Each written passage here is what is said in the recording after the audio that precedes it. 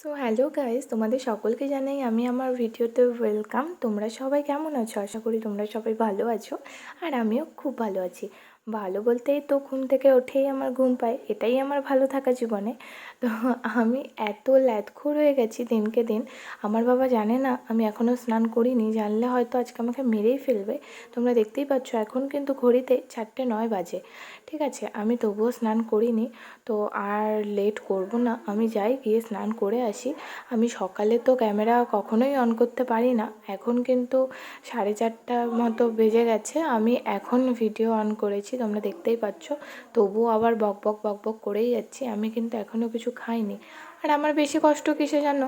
আমার শীতের সময় ঠোঁট ফেটে যায়নি, অথচ এখন গরমের সময় আমার ঠোঁট ফেটে যাচ্ছে। শুধু ফেটে যাচ্ছে না, ফেটে রক্ত বেরোচ্ছে।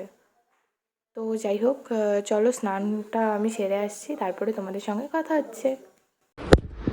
দিদি জিজুর সঙ্গে ফোনে কথা বলছে, আর আমার হাতে এত জামা কাপড়, স্নান করতে বেরিয়ে দেখছি আমাকে তো এগুলো কাচতে হবে, ভুলেই গেছিলাম। আর ওই যে আমার বাবা দরজায় দাঁড়িয়ে আছে, যদি দেখতে পায় আজকে আমি গেছি একদম। আমি স্নান করে এসেই ফার্স্টে একটু গ্লুকন্ডি খেয়ে নিলাম, আর এসে দেখি মা দিদিকে ভাত খাইয়ে দিচ্ছে, এবার আমাকেও তো খাইয়ে দেবে, মা ডাকছে।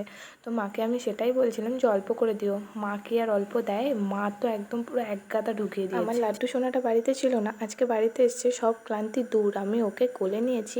আর দেখতেই পাচ্ছ ও আমার ফোন কভারটা মানে খেয়ে নিল। আর সত্যি ও বাড়িতে না থাকলে আমার দিনটা যেন কাটতেই চায় না।